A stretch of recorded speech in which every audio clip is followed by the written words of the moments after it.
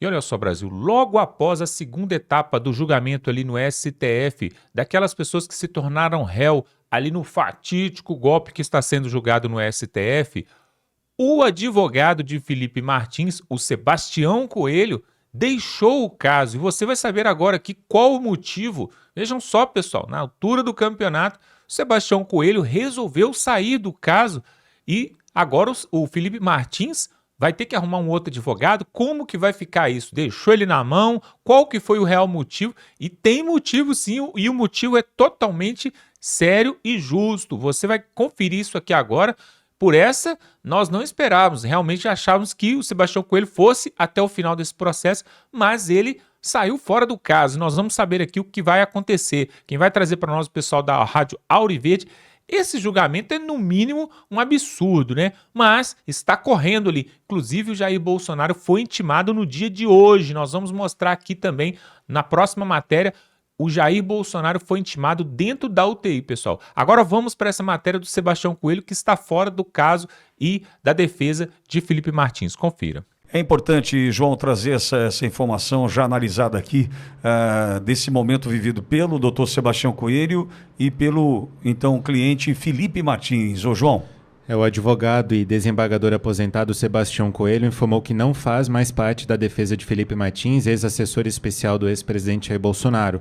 O comunicado foi publicado em um vídeo nas redes sociais um dia após a primeira turma do Supremo Tribunal Federal tornar Martins réu por suposta participação no chamado plano golpista. Abre aspas. Lá naquele julgamento eu fiz a minha sustentação oral e falei sobre paz, em parar com a guerra que nós estamos vivenciando, mas logo em seguida fui surpreendido. O ministro Alexandre de Moraes disse claramente que não pode haver anistia para os golpistas. Quer dizer, politizando um julgamento técnico-jurídico, pelo menos deveria ser. Também me causou um grande espanto a ministra Carmen Lúcia, uma senhora cristã, falar que não tem perdão. Depois de refletir sobre tudo isso, cheguei à conclusão de que nós estamos em uma guerra e essa guerra tem um lado, que é o STF junto com o governo atual, e o outro lado, os oprimidos. Eu resolvi que vão me alistar no exército dos oprimidos. Fecha aspas. De acordo com o desembargador, a sua responsabilidade como integrante da defesa de Felipe Martins acaba o limitando em relação a comentários que gostaria de fazer sobre as atuações do STF e do governo. O seu comprometimento com a defesa de Martins também o impediria de ajudar outras pessoas que o procuram em busca de orientação. Como nós acompanhamos aí no vídeo que a Cristina Grêmio trouxe, o desembargador ainda citou atitudes do ministro Alexandre de Moraes durante o julgamento, que, segundo ele, reforçam a ilegalidade do processo e a parcialidade do magistrado. João, Lu, Pitoli, fazendo um parênteses aqui, a questão da minuta do golpe que o doutor Sebastião Coelho questionou ali o Alexandre de Moraes. Cadê a minuta? Não tem minuta do golpe, foi uma mentira. Isso aí foram fotos que tiraram do celular do Mauro Cid. Mas, enfim, o doutor Sebastião Coelho é um dos advogados mais brilhantes que nós temos hoje no Brasil. Como dizia Sobral Pinto, né, advocacia não é profissão de covardes. Se tem uma coisa que o doutor Sebastião não é covarde. Pelo contrário, é um ser humano esplêndido, fantástico. Pitoli, quantas vezes nos encontramos com o doutor Sebastião? Ele tem uma luz que quando você conversa com ele, você encontra com ele, já é uma situação... É de uma humildade. É do tamanho que ele é e se tornou ainda mais depois, né, de tanta coragem, é de uma humildade. Borgo e eu estávamos no evento dos advogados de direita, há 2 semanas em Brasília, e fomos um dos últimos a nos servir para o almoço, né? Lembra, Borgo? Um dos últimos. Estava a doutora Luciana, Borgo, eu, e chegou o doutor Sebastião Coelho. Chegou o doutor Sebastião Coelho e algumas pessoas vindo me abordar para conversar, fotos, aquela coisa toda.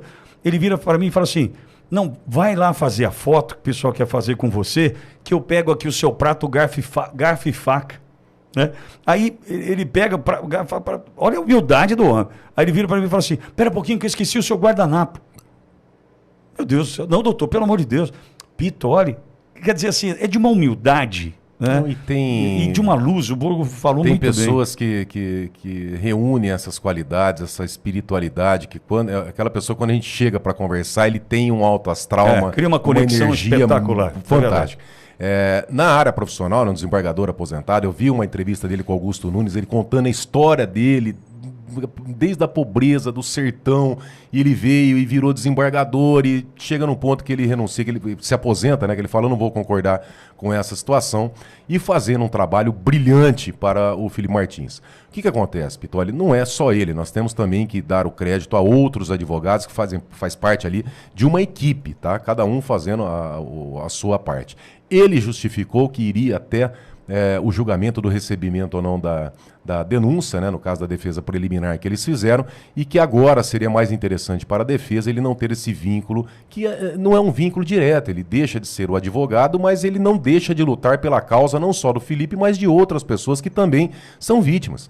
O Felipe Martins ele é vítima de um sistema, de uma ditadura, mas nós temos aí centenas, milhares, milhões de brasileiros que também são vítimas desse mal todo que foi aí, que está impregnado no país. Então não muda, até porque, Vitória, vamos dizer o que é verdade, ele não precisa estar com uma procuração assinada para ele orientar e conversar com outros advogados orientando na defesa. Tá? Seria muita ingenuidade nossa acreditar nisso, como os advogados, não só com o Dr. Sebastião, podem tomar apontamentos com outros advogados, com outras pessoas que entendem da área.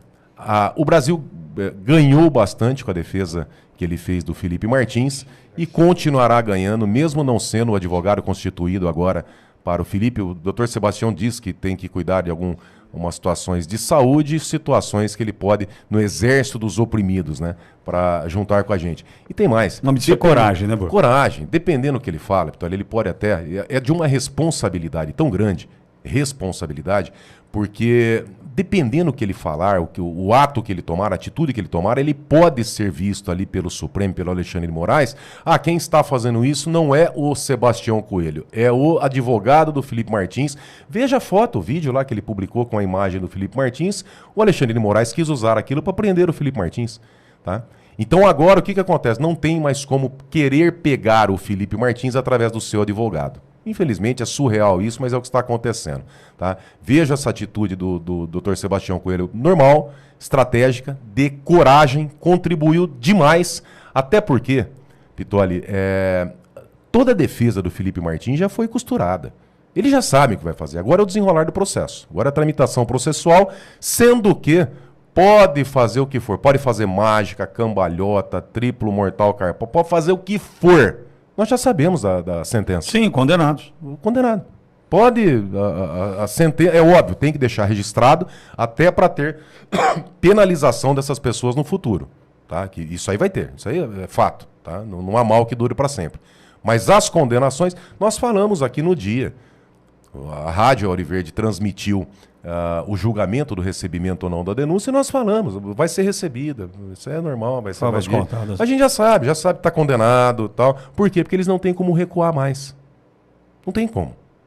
Foram tantas ilegalidades, tantos crimes cometidos nessa ditadura que eles não têm mais como recuar, porque o caminho daqui é cadeia, Pitoli. Não tem mais, não tem meio termo. Então a gente desiste aqui, não, é cadeia daqui para frente. Tem mais. O próprio sistema vai expurgar, sabe? Desculpa o exemplo, mas sabe quando você está com uma acne, que você espreme assim, ele faz... É o que vão fazer. Um berne.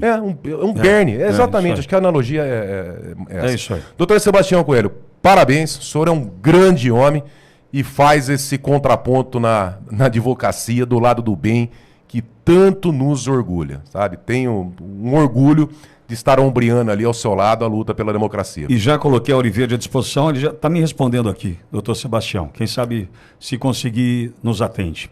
E agora nós vamos mostrar aqui a fala do próprio Sebastião Coelho. Ele gravou um vídeo em sua rede social justificando aqui, falando, né, sobre o motivo da saída dele, que realmente, né, parece ser plausível. Vamos para a fala do Sebastião Coelho e voltamos em seguida. Olá pessoal, tudo bem com vocês? Olha, agradeço o carinho de cada um de vocês aqui nesse Instagram e quero dar uma notícia que eu estou deixando a defesa do meu cliente Felipe Martins. Eu já tinha conversado com os colegas Edson, Marcelo e Ricardo na segunda-feira da minha expectativa de que essa denúncia contra o Felipe Martins fosse rejeitada, que não começasse um processo contra ele, porque é um absurdo total e esse moço é completamente inocente. Mas que se o processo continuasse, eu precisaria me afastar um pouco por conta da necessidade de tratar de 2 assuntos de ordem pessoal, um deles, inclusive, de saúde. Mas ontem, lá naquele julgamento, eu fiz a minha sustentação oral e falei sobre paz, né, sobre parar com a guerra que nós estamos vivenciando, mas logo em seguida fui surpreendido. O ministro Alexandre de Moraes disse claramente que não pode ter anistia para os golpistas, né? Quer dizer, politizando um julgamento técnico, jurídico, pelo menos deveria ser. Também me causou um grande espanto a ministra Carmen Lúcia, uma senhora cristã, falar que não tem perdão.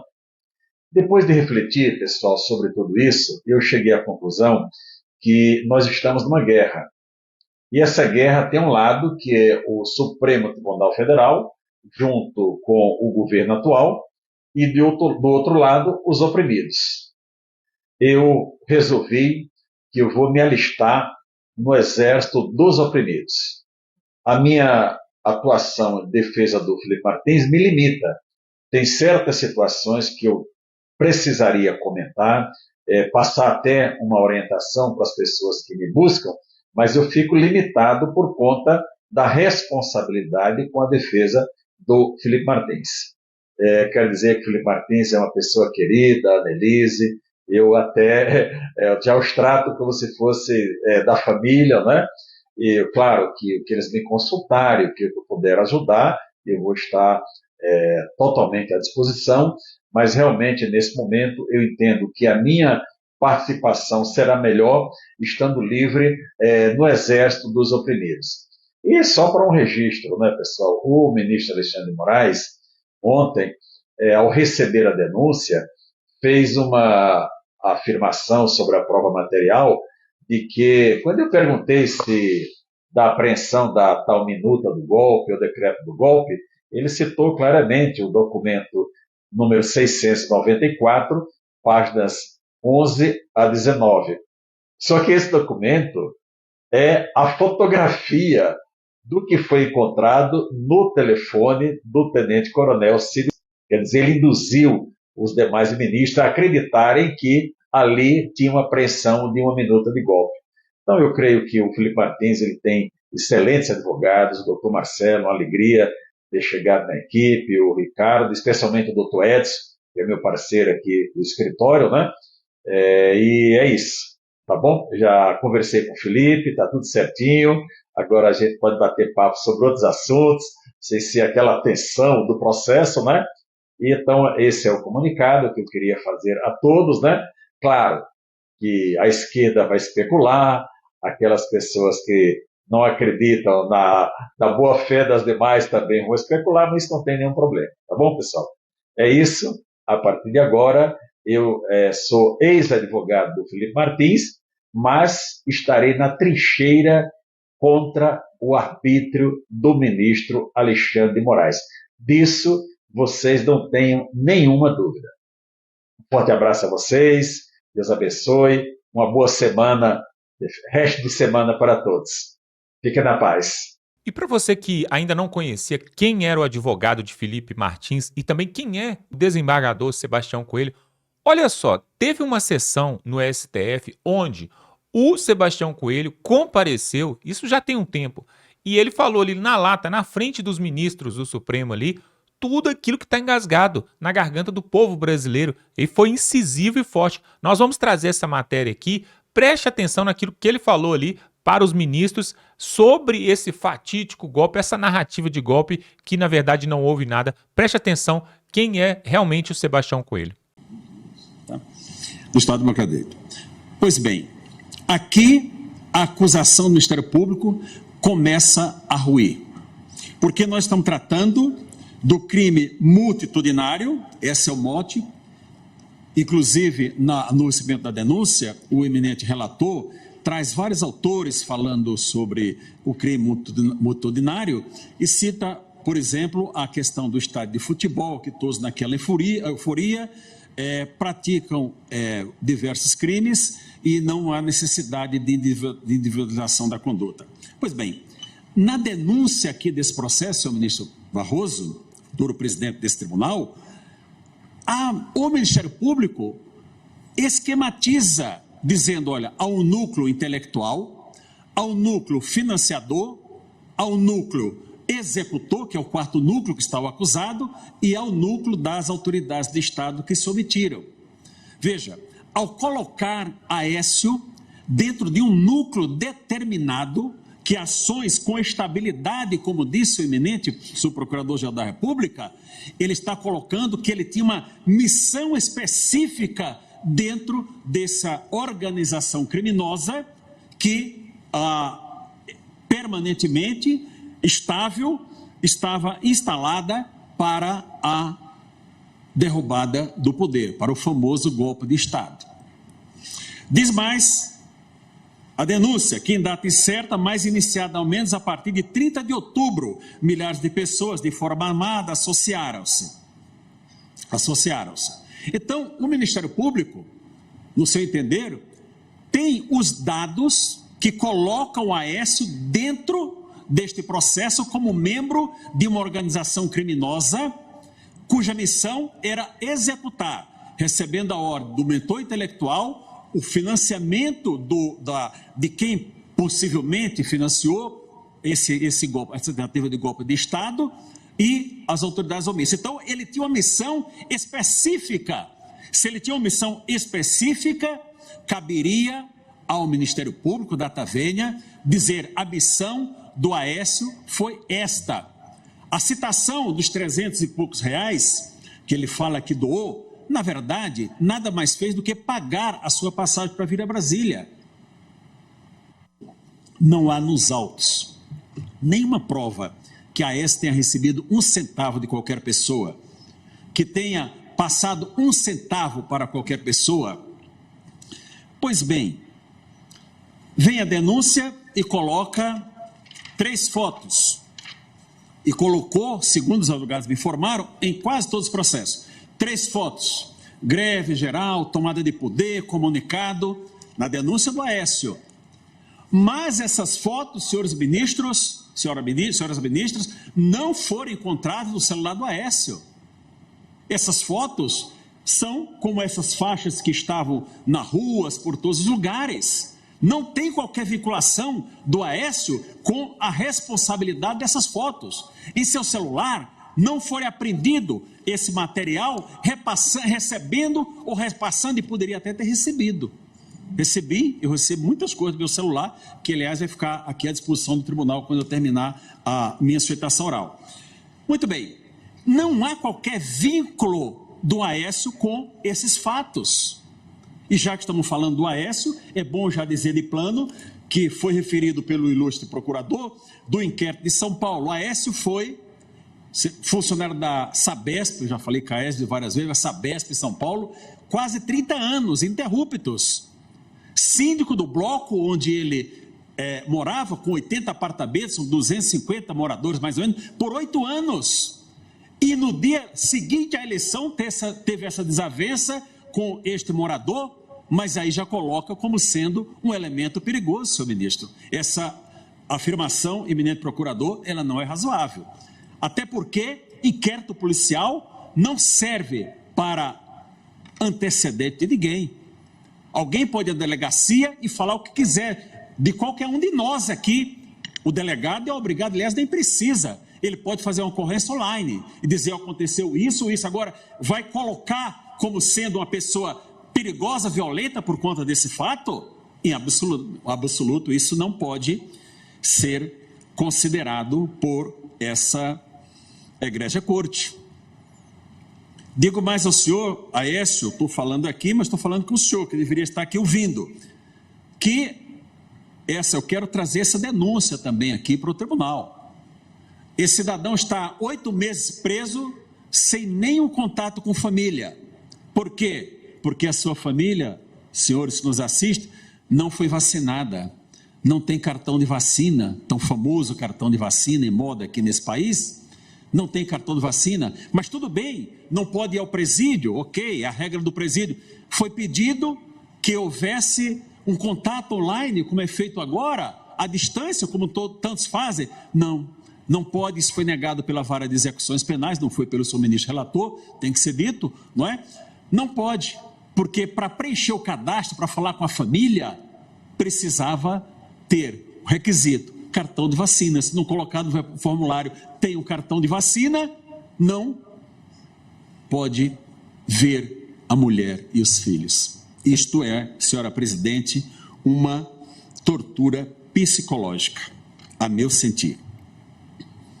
A prova contra Aécio são essas 3 fotos que estão aqui e os vídeos que vamos mostrar, pelo menos estava sendo tentado aqui, mostrado quando eu cheguei nesse plenário.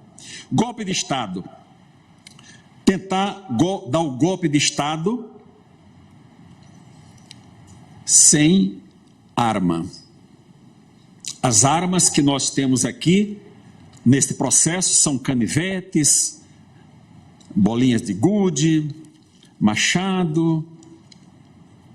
É isso. São as armas para o golpe de Estado. Colocado, deixando claro que não tinha nenhum quartel de prontidão. Quem iria assumir o poder se houvesse o golpe de Estado? Qual era a unidade que estava preparada para assumir? Não tinha militares sequer para proteger o Palácio do Planalto, não é isso? A Guarda Presidencial não tinha sequer o efetivo suficiente para proteger o Palácio do Planalto, mas a denúncia diz aqui que o Aécio, com essa sua estabilidade, com armas impróprias, munido de armas impróprias, arremessava contra os policiais objetos contundentes. Veja, senhores ministros, ninguém discute que houve depredação do patrimônio público, ninguém discute que houve violência para quebrar vidraças, entrar nos prédios públicos, mas cada um lhe é dado, a cada um, o julgamento conforme a medida da sua participação. Essa é a regra do artigo 29 do Código Penal. A coautoria, a responsabilidade é na medida da sua culpabilidade. Mas nós estamos tratando aqui de uma situação em que alguém que estava na rua, em toda essa euforia, o outro quebrou, quem estava lá na rodoviária, se tivesse matado alguém também iria responder por homicídio. Isso não é razoável que possa acontecer. O presidente da República estava em Brasília? Não estava em Brasília? Havia alguém para dizer, olha, estou tirando da cadeira? Nós tivemos recentemente um golpe de Estado no Níger. Os militares chegaram lá, tiraram o presidente, fizeram no refém e assumiram o poder. Isso é um golpe de Estado. Agora, senhores ministros, será que nós vamos escrever na história que houve uma tentativa de golpe de Estado sem armas? Tentativa de golpe de Estado sem armas. Qual a pessoa armada? Alguém tinha um fuzil? Se era organização criminosa, era muito fácil pedir emprestado para o PCC ou para o Comando Vermelho ou qualquer outra dessas organizações que são organizadas, sim, são tão organizadas que o Estado não consegue impedi-las de caminhar e caminhar bem financeiramente. Alguém trouxe um fuzil para Brasília? Alguém trouxe? Naquele povo que estava ali no dia 8 de janeiro? Não houve. Houve um impedimento de funcionamento dos poderes? Qual poder deixou de funcionar por conta da ação que houve desse prédio nos demais prédios? Esse Supremo Tribunal Federal estava em recesso? O Congresso estava em recesso? O presidente da República, no dia seguinte, fez reunião com Vossas Excelências. Lá no Palácio do Planalto, saíram todos, caminharam até aqui, esse Supremo. Houve um só dia que os poderes não funcionaram? Nem um só dia. O Ministério Público diz, olha, mas houve necessidade de repor. Claro, houve dano, quebrou. É claro que houve um período para recompor todo esse plenário, que ficou lindo, aliás, não é? Houve um tempo para isso, mas impediu algum dia de funcionar? Os senhores ministros estavam aqui em Brasília, aqui no prédio? Parece-me que não. Tinha algum deputado no prédio, um domingo, Um domingo? Não é razoável dizer que houve tentativa de impedir o funcionamento dos poderes.